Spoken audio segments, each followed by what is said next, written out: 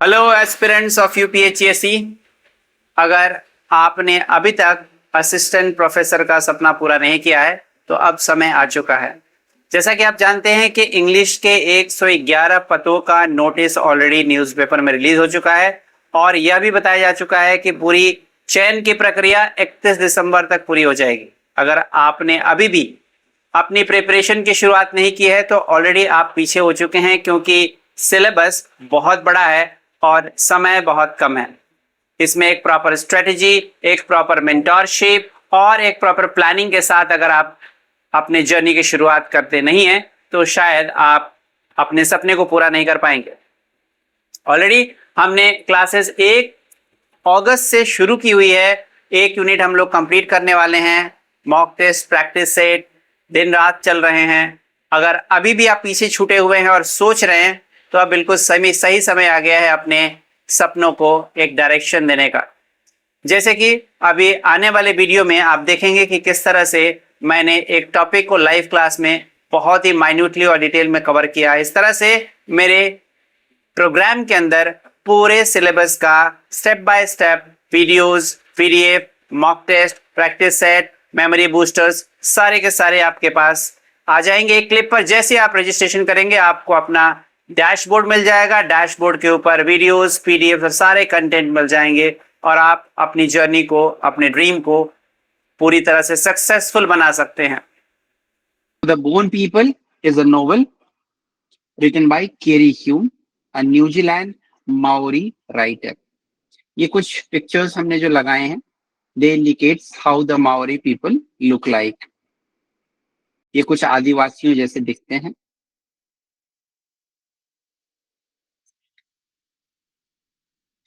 So the year of publication is very important, 1984. The genre, it is a novel. Booker prize इसे मिला है 1985 में। इसके अलावा 1984 में इसे न्यूजीलैंड बुक अवार्ड और Pegasus award for Maori literature ये भी मिल चुका है। लेकिन इंपॉर्टेंट है कि ये बुकर प्राइज विनिंग नोवेल है।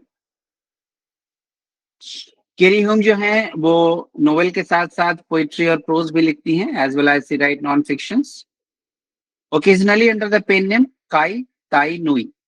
इंपॉर्टेंट क्वेश्चन है ये। इनका जो पेन नेम है जिसको यूज करके ये अपने वर्क्स को लिखती हैं, so please make a note of this, the pen name काई ताई नुई। जो चीजें इंपॉर्टेंट है वो मैं बताते चलता हूँ। बुकर प्राइज इंपॉर्टेंट है, ईयर ऑफ पब्लिकेशन इंपॉर्टेंट है, न्यूजीलैंड बुक अवार्ड मिला है इंपॉर्टेंट है, काई ताई नुई इंपॉर्टेंट है।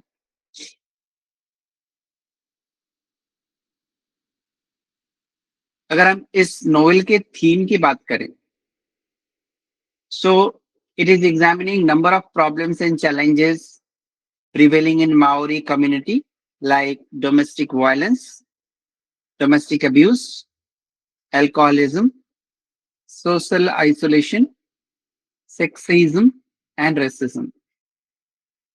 ये सारी ही चीजें इस नोवेल के अंदर हमें देखने को मिले।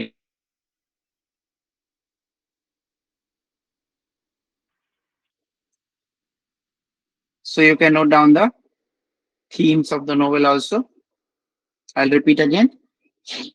Domestic violence, domestic abuse, alcoholism, social isolation, sexism and racism. किसी को कहीं भी अगर कुछ नहीं समझ आता है, I request you to raise your hand, I will address your challenge and then I will go ahead. मैं बता दूं कि केरी ह्यूम ने जब ये नोवेल लिखा था तो कई सारे पब्लिशर ने इसे रिजेक्ट कर दिया था, कोई पूछ नहीं रहा था इसको, स्पेशली जो बड़े बड़े पब्लिशर थे। सब ये कह रहे थे कि इसको समझना बड़ा मुश्किल है, ये समझ ही नहीं आती है। लेकिन केरी ह्यूम जो है वो हार नहीं मानी और एक बहुत ही छोटे पब्लिशर के हाथों इसे पब्लिश करवा दिया, जो कि एक इंडिपेंडेंट पब्लिशिंग हाउस था जिसका नाम था स्पाइरल। और इसे इरी हैप्टी रैम्सडेन ने फाउंड किया था। ये सब इंपॉर्टेंट नहीं है, बट इंपॉर्टेंट ये है कि यह एक फेमिनिस्ट कलेक्टिव पब्लिशिंग हाउस था, बहुत ही छोटा था। तो अगर वर्क में ताकत है तो पब्लिशिंग हाउस इंपॉर्टेंट नहीं होता है, किसी भी हाउस से पब्लिश कराया जाए, अगर उसे वर्ल्ड फेमस होना है तो हो जाएगा। तो ऐसा ही हुआ द बोन पीपल के साथ। पब्लिशिंग हाउस छोटी थी, फिर भी उन्हें बुकर प्राइज मिल गया, और इसके बाद तो फिर ये वर्ल्ड फेमस हो गया। फिर तो बाकी पब्लिशर की लाइन लगने लगी, भाई हमारे यहाँ पब्लिश करा लो, हमारे यहाँ करा लो। So after its publication and international success, the novel sparked some controversy in New Zealand. अब जब इनकी ख्याति बढ़ने लगी तो काफी सारे क्रिटिक भी आते हैं।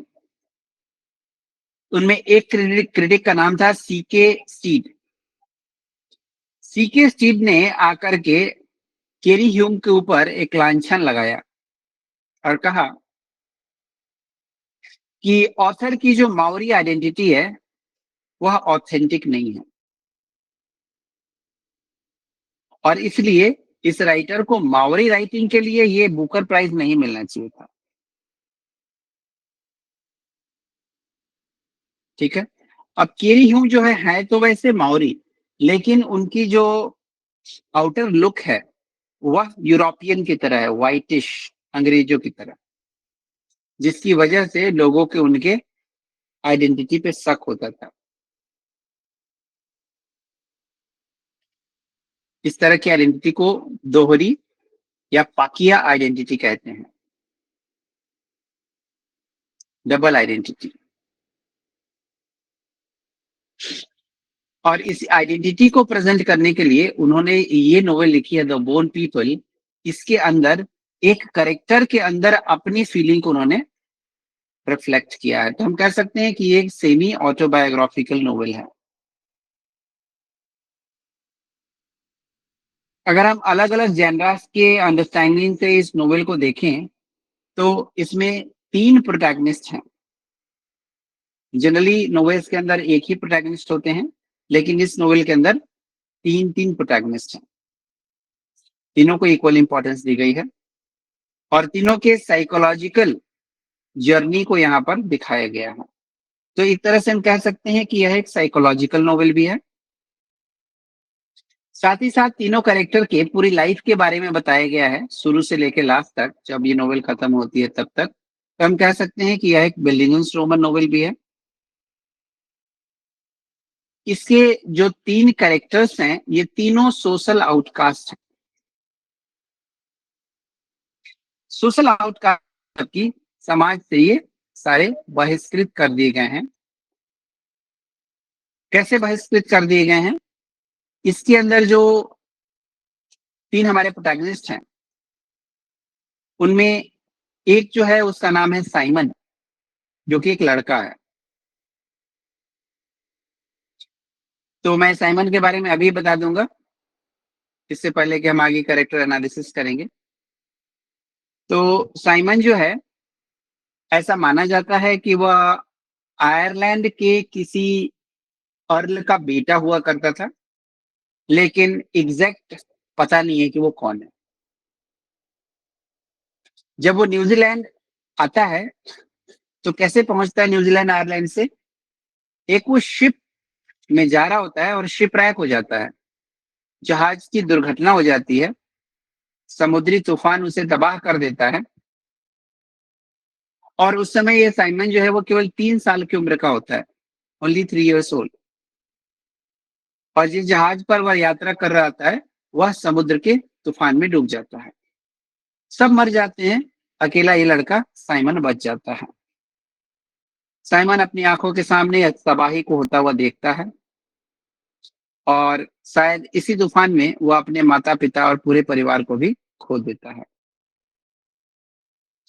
और समुद्र का जो जहाज का जो मलबा होता है, उस मलबे के सहारे अकेले तैरता हुआ न्यूजीलैंड के तट पर पहुंचता है। इस दर्दनाक और भयानक दुर्घटना से उसका जो मन है वह गहरे खौफ से, डर से भर गया है। तो ये हमारा जो है वो पहला कैरेक्टर है, साइमन। तो साइमन का अपना इस दुनिया में कोई भी नहीं है। उसके जो अपने माँ बाप हैं वो भी मर चुके हैं। लेकिन जब वो लैंड करता है और जब लोग उसे देखते हैं तो उसके गले में सोने की चेन होती है और उसके साथ साथ कुछ और भी आइटम्स लगे होते हैं जिसको देख करके लगता है कि वह आयरलैंड के किसी अर्ल का बेटा है। Okay, so that's the basic identity of the first protagonist, Simon. जब ये नोवेल शुरू होता है तो साइमन 3 साल पहले की बात करता है। मतलब कि साइमन अब 6 साल का हो चुका है जब नोवेल शुरू होता है।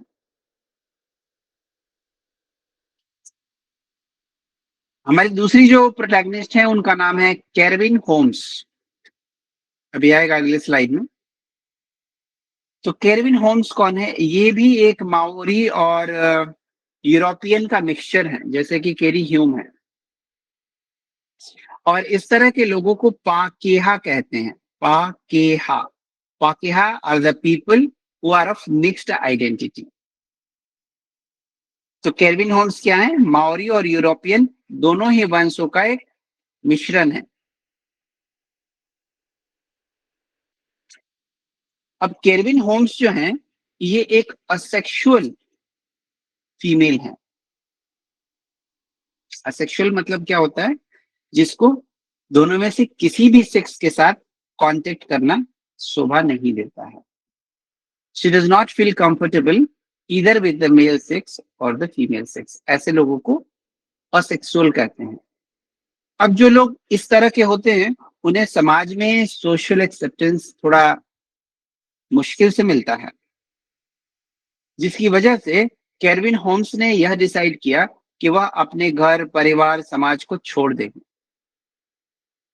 क्योंकि ये लोग उसे जीने नहीं देंगे। उसे लांछन लगाते रहेंगे कि असेक्सुअल है, असेक्सुअल है। इसलिए जब उसे एक लॉटरी लगती है और उसे ढेर सारा पैसा मिल जाता है, उसे अंदर से ताकत मिल जाती है और वह अपने परिवार को और समाज को छोड़ देती है। अपनी पारिवारिक कड़वाहट को, यादों को, मेमोरी को, सबको छोड़ करके एक समुद्र के तट पर एक मीनार बना करके रहने लगती है। तो ये हमारा दूसरा प्रोटैगनिस्ट हो गया, केरविन होम्स। अभी और पढ़ेंगे इनके बारे में, मैं जस्ट यहाँ पे बेसिक इंट्रोडक्शन दे रहा हूँ। जो हमारे तीसरे प्रोटैगनिस्ट हैं उनका नाम है जोसेफ गिलेली। जोसेफ गिलेली, इन्हें शॉर्ट में जो गिलेली भी हम लोग पढ़ेंगे। तो जो गिलेली एक माओरी फैक्ट्री वर्कर हैं, मेल हैं, और ये भी सोशल आउटकास्ट की तरह ही रहते हैं, क्योंकि कुछ साल पहले यहाँ पे इन्फ्लुएंजा की महामारी हुई थी और उस इन्फ्लुएंजा की महामारी में इनकी पत्नी और इनका एक नवजात शिशु दोनों ही चल बसे। अब इनका अपना कोई भी नहीं है। इनकी पत्नी का नाम था हाना। हाना दिल की बहुत अच्छी लड़की थी। हाना की जब मुलाकात साइमन से होती है पहली बार, जो शिपरैक में आता है लड़का, तो हाना कहती है कि इस लड़के को हमें अपना लेना चाहिए, क्योंकि और कोई इसका संरक्षक है नहीं। तो एक दत्तक पुत्र की तरह वह जोसेफ गिलेली के साथ रहने लगता है। लेकिन जोसेफ